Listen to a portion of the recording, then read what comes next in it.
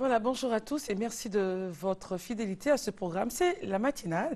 Vous avez eu largement à comprendre ce que c'est qu'une cantine scolaire, le processus voilà, d'installation, l'approvisionnement, bref, avec M. Kofi Christophe, qui n'est autre que le conseiller technique au ministère de l'Éducation nationale et de l'enseignement technique. Nous allons essayer juste à ce moment-là de prendre juste des éléments et puis parler des basiques afin que tout le monde puisse comprendre ce que c'est qu'une cantine scolaire. Les cantines scolaires, les internats dans les lycées et collèges. Alors, Monsieur Kofi, juste pour rappel, comment pourrait-on définir une cantine scolaire?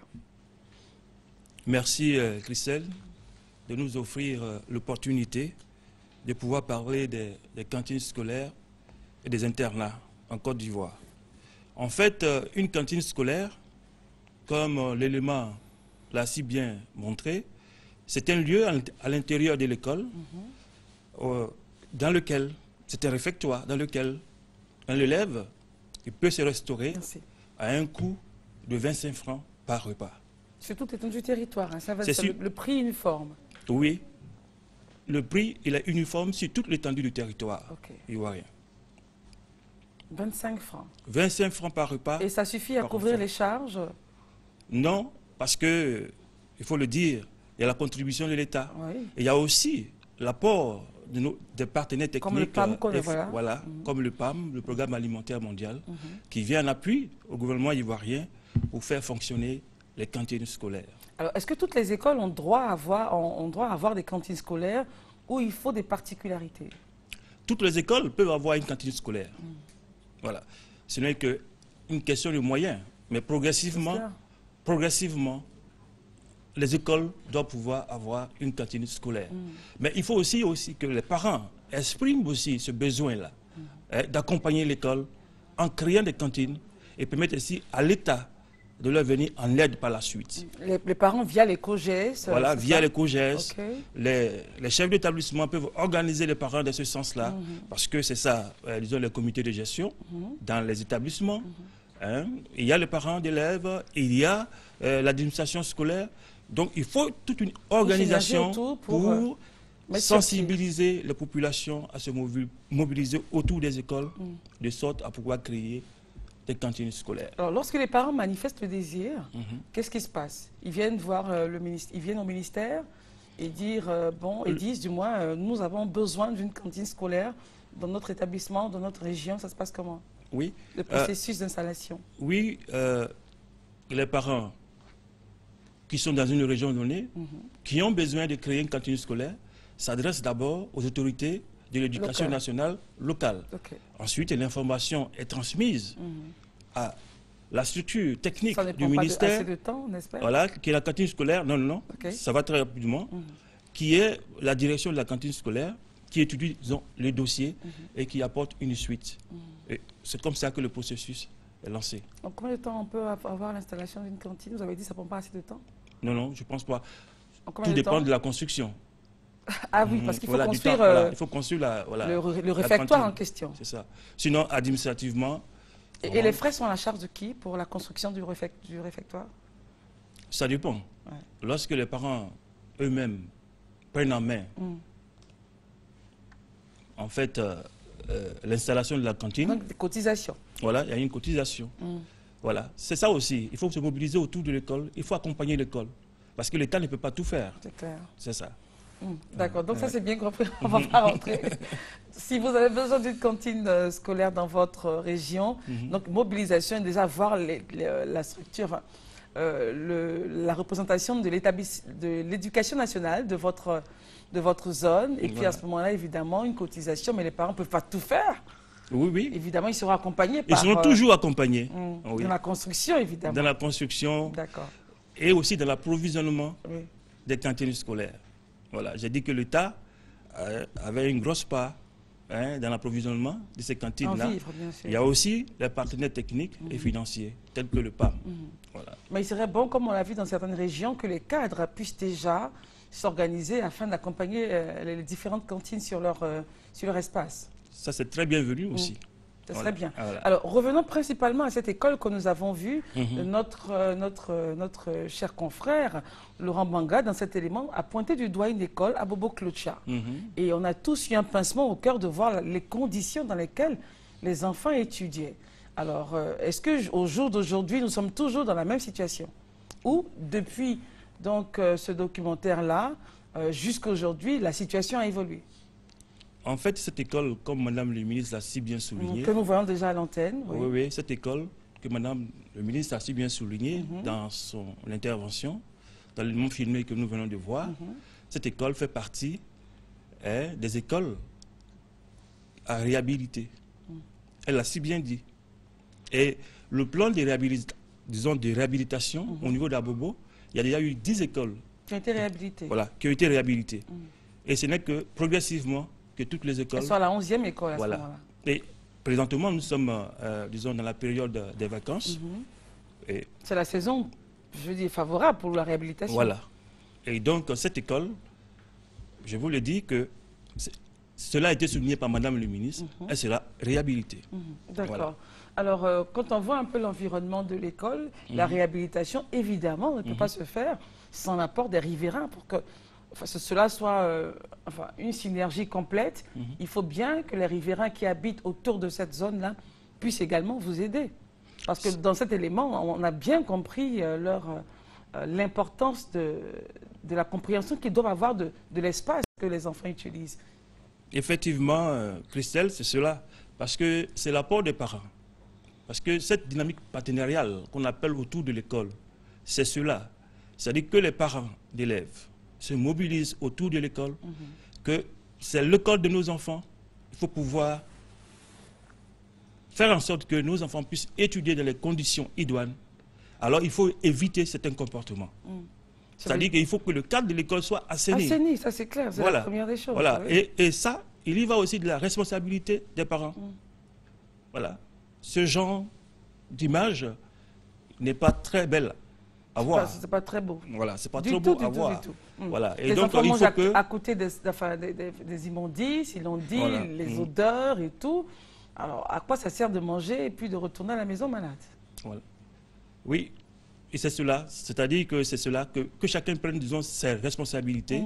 L'État du Côte d'Ivoire assure son devoir régalien, mais il faut aussi que les parents puissent l'accompagner dans ce que l'État fait comme effort pour scolariser les enfants. Si nous revenons à la cantine, on voit bien que certaines femmes servent de la nourriture sans gants, sans protection.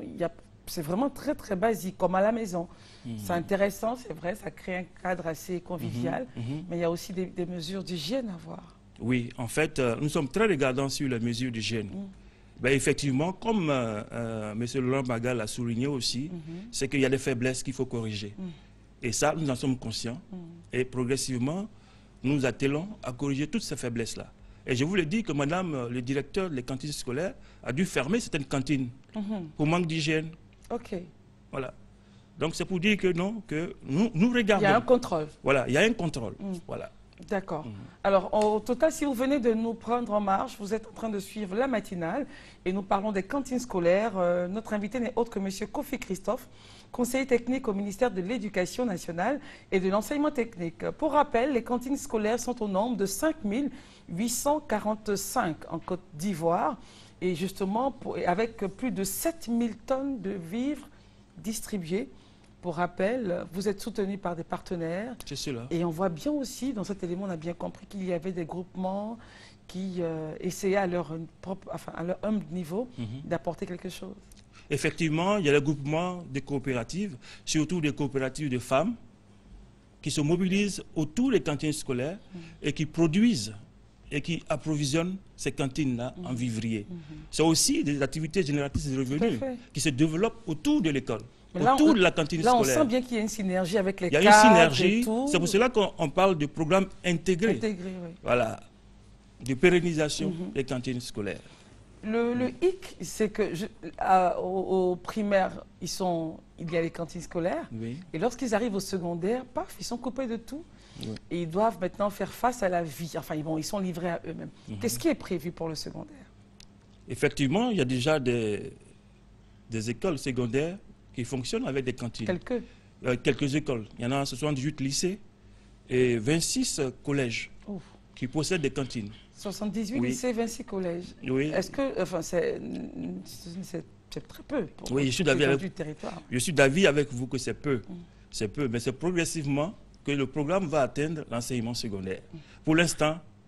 Mais quand on dit progressivement, on aime bien les chiffres, on veut bien comprendre pour rassurer les parents, parce que l'enfant à Bouna, par exemple, bien nourri, on a vu le cadre parfait, et puis il a son entrée en 6e, et puis par exemple, il est envoyé ailleurs. Ailleurs, bon, le père déjà, difficulté de logement, on le sait, et surtout difficulté d'alimentation. Qu'est-ce qui est fait? Si on doit bien comprendre votre terme progressivement, comment comprendre ce terme? Est-ce qu'on peut avoir un deadline, si c'est possible? Non, en fait, je veux dire qu'aujourd'hui, au ministère de l'Éducation nationale,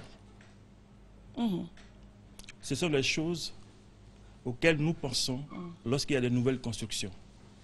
C'est-à-dire?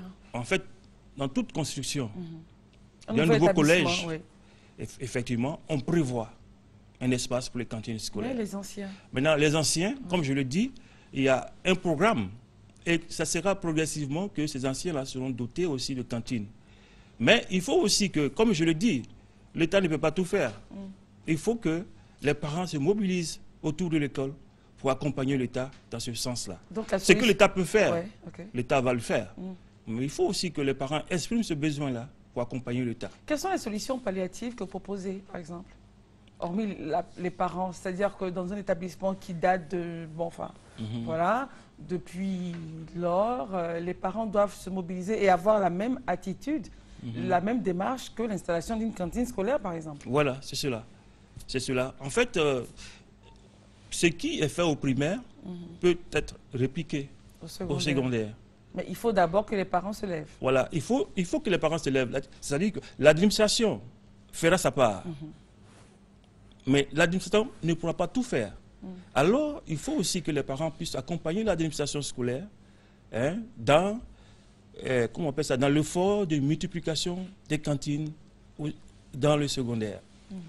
D'accord. Donc, les parents doivent faire la démarche.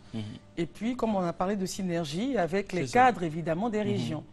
Pour ceux qui sont à Abidjan, les lycées, collèges qui sont à Abidjan, et Dieu seul sait qu'ils sont très nombreux, vous le savez, est-ce que c'est la même démarche que vous préconisez?